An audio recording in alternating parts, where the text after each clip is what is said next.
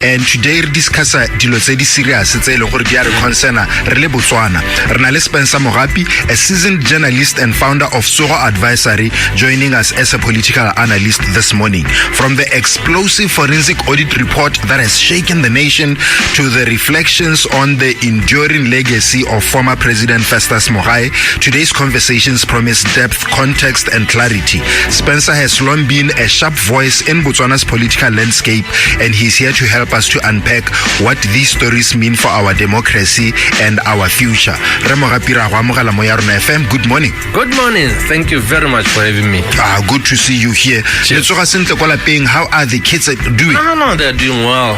They're doing very well, I should say. Yeah. And I tiro Yarona until I think like I read the robot. I'm to and I like straight. We want to for we forget that we are human beings. Yeah, that's very important. We should never forget that we have emotions, isn't it? Absolutely. And you are one of the people who love balance. Yeah. I've read your articles many years, even before we met, even when we do analysis more radio orata balance. Yes. Left obata right, right obata left. So one of the things that I think Dinetsa provide a lot of positive for Botswana in recent years. Ke gore ne re hostile the World Athletic Relays. You saw how those 2 days were so amazing. Yeah. Almost everyone who visited, especially the athletes, had nothing but positivity to say about us. What did you make of those games? That was a very, very big moment for the country. You know, I believe in unity, yes. The country should find those moments that unite them. And that was one outstanding moment that really brought the nation together. There will always be people who try very hard, especially on social media, to pull people apart. But I believe, and this is, I hope the leadership should be really at the forefront of it. And here I'm talking about political leadership on both sides of the spectrum, be they opposition, the ruling party. They should always use sports to unify the nation, not to try to say this is our moment, being the party in power for that day, or we train these people, we put money in them as the government. No. You should pull everybody along. And it really should be the moment for the whole nation to shine, not just those in power. Would it be amiss? I was telling folks the other day that I wish we could treat politics like the relays. You know, take the baton, pass it to the next guy. So that at the end of the day, it's about trying to win, get over the finish line. Yeah. No, but politics is never that good. It's never going to be that easy. Politics by nature is very, very divisive. Mainly because power, everybody really go into it for power. And people stay in politics because they want to stay in power. And you are not going to be there or achieve it, get into power by being timid and trying to be a person of consensus, pulling everybody along. You don't accumulate power to give it to someone. No, which is why you see these guys are in power today. Before then, they were talking about too much power for the president. Do you think they're going to reduce the power for a president once they're in power? No, that's not how it works. But speaking about Spencer and unity, some of the things that were raised during the funeral processions to Harre Mogae was that he was a unifying person. Yeah. I will tell you also the truth. Is normally the culture of Botswana. Once you die, people will only speak well of you. Yeah, and they will try to put your weaknesses to the back. For a while. That's our culture, isn't it? Yeah, but like all of us, Mogae was not an angel. No, he was not. He had weaknesses, but he was very formidable in the things that he did well. He was a patriot. He liked this country very much. You can't take that away. And he has left a very rich legacy. Not so much in politics, because he was never really a political animal. He was always far detached from politics. During his days as president, the party was mainly left to PHK Kidikilo and Daniel Kwalahobe. Him and Khama, they only immersed themselves in politics the moment they realized that for you to be really powerful, you really have to also have the political base, especially because Khama had come in and he's despised politics. Mogapi was never really fascinated by politics. He wanted to do what his strength was, which was the economy. But look, politics ultimately gives you power. That's the reality. You can't run away from that. Yeah. And speaking of which, though, we spoke briefly on Friday just on the legacy of Mogapi Spencer, and you brought up something which I think a lot of people were missing. You know, we can talk about the contributions to our fight, HIV and AIDS, but one thing you raised was he played a very critical role when people and international bodies were trying to frame our diamonds as blood diamonds. And you mentioned that fight shouldn't go, we shouldn't miss it, and how he fought that. Yeah, we should never miss it, because that's for me a very, very critical point. Yeah. Look, Mogapi was concerned because HIV/AIDS, it was about the lives, people were dying. Yeah. But he was also, I think, equally concerned about the economy, which was the livelihood. And without diamonds, as you would know, there was nothing that Botswana would be. And incidentally, he fought this fight of Botswana being diamonds for development with Louis Nchindo, his friend, who they later fell out very badly. People, of course, would not want to talk about this thing in a funeral because people only talk about the good things. But this was the scenario. The people were killing each other, especially in West Africa, down to the Central Africa, and those wars were a result of minerals, especially diamonds. And there was a big risk that Botswana diamonds were going to be lumped with all those diamonds. People in America and the West were basically calling for a boycott of all the diamonds because they were fueling wars. There was specifically this international NGO. It was called Global Witness. It was at the forefront of this smearing campaign, I would call it. And what Mogapi did was to lobby the Americans, especially the Black Caucus of the American Congress, to say, we are not part of those. We use our diamonds to build hospitals, to buy medicine, to send people to school, basically to run the country. And he succeeded. At the forefront of that campaign was Botswana. Yeah. And it was led by, like I said, Louis Nchindo. And they went to convince the American Congress. And the Congress came up with a law specifically saying Botswana diamonds are not blood diamonds. Yeah. So that was a big coup for Botswana. Indeed, in the end, Botswana's diamonds prevailed. And today, the big story is the forensic audit report. We've had ample time to go over it. I think it's been over 2 weeks now. And I'm sure a person like you would have read it many times. What do you think stands out after much clarity, after taking a step back, after reading everything that has to do with the forensic audit?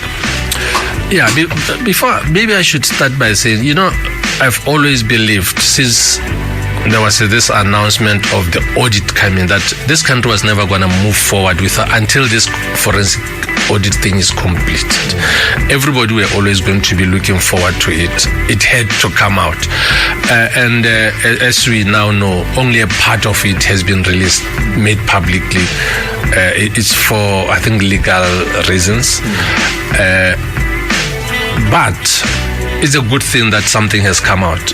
It's not complete, but at least it will release a whole lot of pressure from especially politics, and also there was a lot of expectations, not of it now fulfilled. There are still those who are saying, why not release the whole thing? But I think it's a good thing that something has come out. The people, Botswana, obviously, they want the body bags. They want to see people being charged. They want to see people being sent to jail because it's a whole lot of money. As now the economy has no money in it. And from the report, and it's not even the complete report, it's clear that this money went to other people's pockets, not to where it should have gone. So Botswana are right to demand the body bags. They are right to demand somebody goes to jail for it. The DPP, the director, has said government enclave is a crime scene. Yeah, we want, he cannot just say that by word. He must charge people now. It is very, very important for a person of that level to say that. Then he must really show what action he's now going to take to make sure that that crime scene, something is done to it. Now, the report highlights billions in suspected losses and governance failures. How do you think this will affect or influence public trust in institutions going forward? Because right now, kana forensic audit hedile, hati DCEC, elongore, harako PAC, haraka, it seems like they are failing to do their mandate. Hati bone ba investigate. Hati Botswana police, yo khona go bona the high chief atsewa aiswa go court for irregularities, investigate. So how can we trust, or going forward, the right things will be done? You know, even before the forensic audit, public trust in our institutions had collapsed, basically. And the DCEC had been at the forefront of that collapse. Look, especially what happened in the previous administration, about 4 directors were dismissed by President Masisi. So that doesn't inspire confidence in the institution. My hope is that they would use this audit to restore that trust. Wouldn't a big part, Spence, and I don't know how long it would take, but sometimes I hear, I don't know if it's true, these institutions have to be independent from DCEC, from FIA.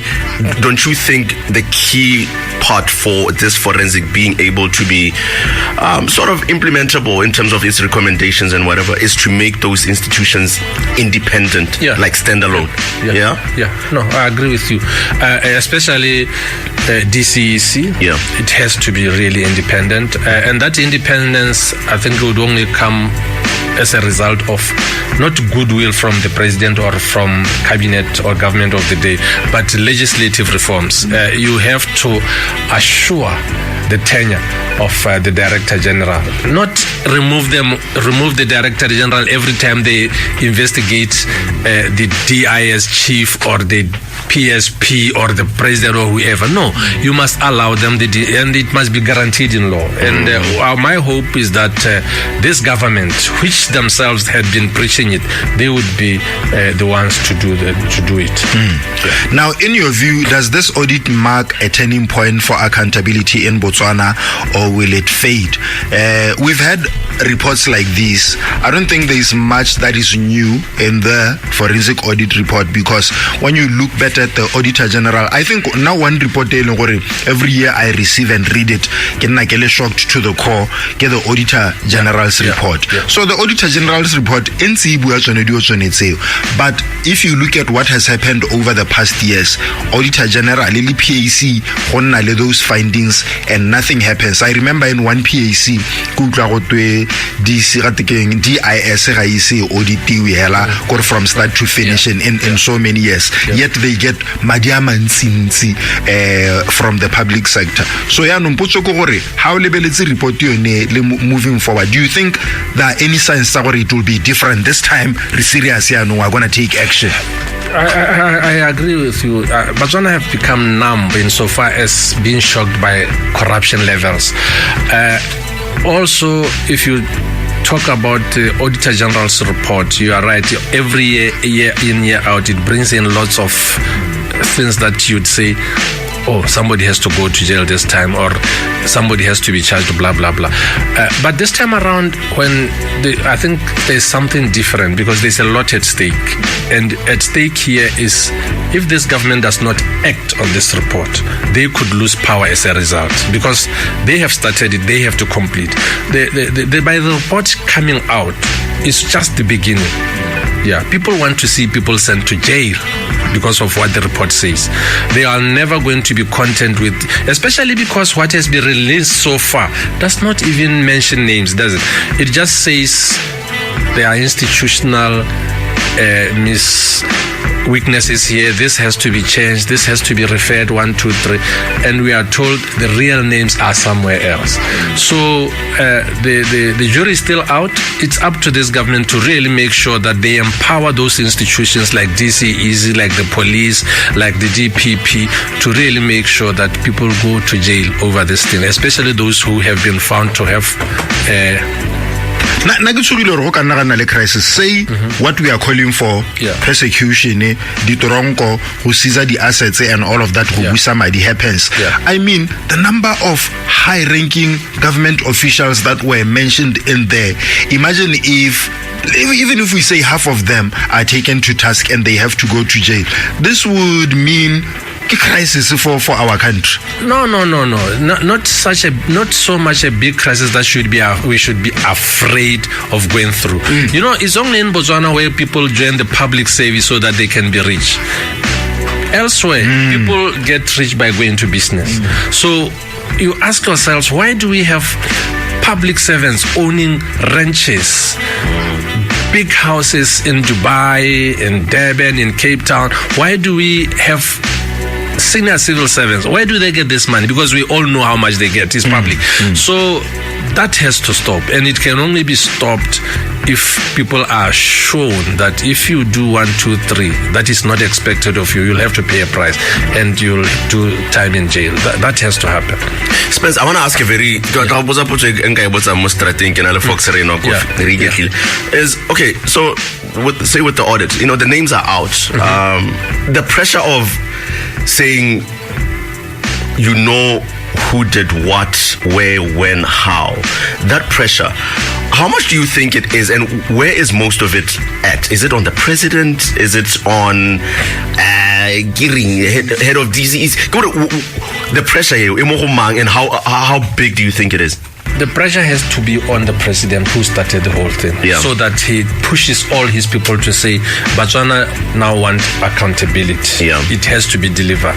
It is only when that accountability happens that Botswana will start believing what the president says, insofar as saying everybody will pay for the action that they take. You know, he has to empower DCEC, because DCEC is at the center of it now, because what has happened here is closely related to corruption at the very least. So is the current DCEC Director General the right person for the job? The president will determine that. If that person has to be removed so that the right one comes in and they do all the kind of investigation, so be it. Otherwise, the pressure will remain on the president, because look, 2029, that is when the questions are going to come. Not in a subtle way, but very direct, to say, you failed to account as the president. You have to pay the price, and we know what that means. Before you tell us about Tsoro Advisory and the amazing work that you do you think Tshenyo Ensenri experience over the years, Mobotswana, do you think it's a political leadership issue or it's a Botswana issue?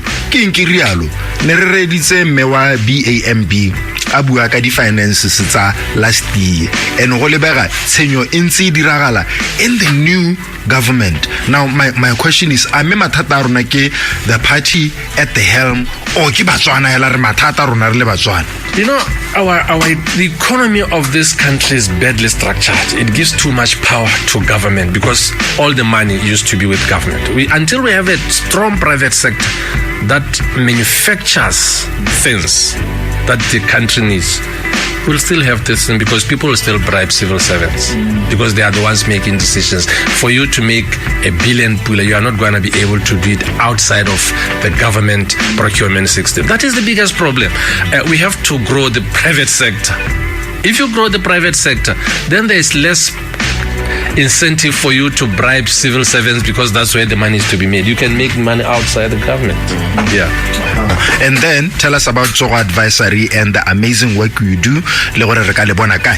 Thank you very much.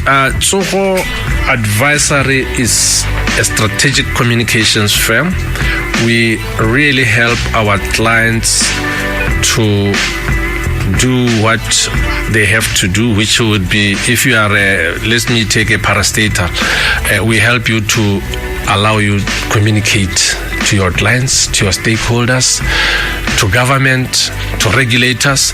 We facilitate conversations. We do public relations. We do online digital insights. We are a whole services suite of public relations, and we really believe that communications is a critical component of running a business. No matter how good you are at doing what you do in business, if you do not communicate it, stakeholders, also reputational management, image, those are very critical. You can be a good diamond cutter, diamond manufacturing company. If you do not communicate, if you do not take care of your reputation, your image, you are never going to be where you are supposed to be. That is what we do. We really help our clients to package themselves. And where do we find you? We are at Northgate Mall, and we can be reached online everywhere. Soho Advisory, that's the word. And then you can catch us 72110101. King Spencer, thank you so much. It's always a pleasure very much. But just to have these conversations. I wanted with just you. to say, President Mogapi has left a real legacy of good governance. I think people are allowing they should create maybe a foundation based on his ideals. He was very, very good. And he didn't do things because of optics.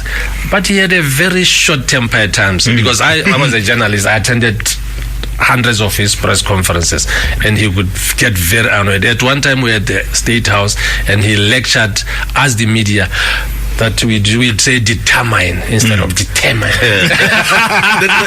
the time he was saying he will sack people, what was happening? And I'll tell you the context. Yes. The Botswana had, I think it was Ambassador Dube.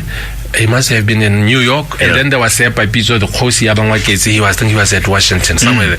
So the relationship between the two, it was not at its best. And then there was Joseph Balisi, who has this question where there's a standoff between these two, and they are somehow affecting work. And then he said, and it turned out he was aware of it. And then he said, no, they have to work together for the benefit of Botswana. If they don't, I'll sack them. I don't give a damn. And you can imagine he was talking here about one of Kosi, and people never forgot it. But what for me that really stood out, I attended this press conference. It was where there's DIS now. I was a correspondent for Reuters. This is what he said. Zimbabwe, like I said, it was a very big issue for Southern Africa, and Robert Mugabe was this elephant in the room. And Mogapi said something like, you know what? And this was to a question. We have to be careful when we approach Mogapi. If we try to push him, he's going to tell us, all of us, to go to hell. And then after that, I went to write a short story to my editor, Reuters, and sent it. And then he said, no, go back. Because they liked when he said, he's going to tell us to go to hell. It goes to, for them, it demonstrated that even this president was scared of Mugabe. So he said, please go and write a bigger story. But he was honest person, and he would never hide his honesty, and he didn't care what light that would put on him, even if it made look like a fool. He didn't care. I hear rumors.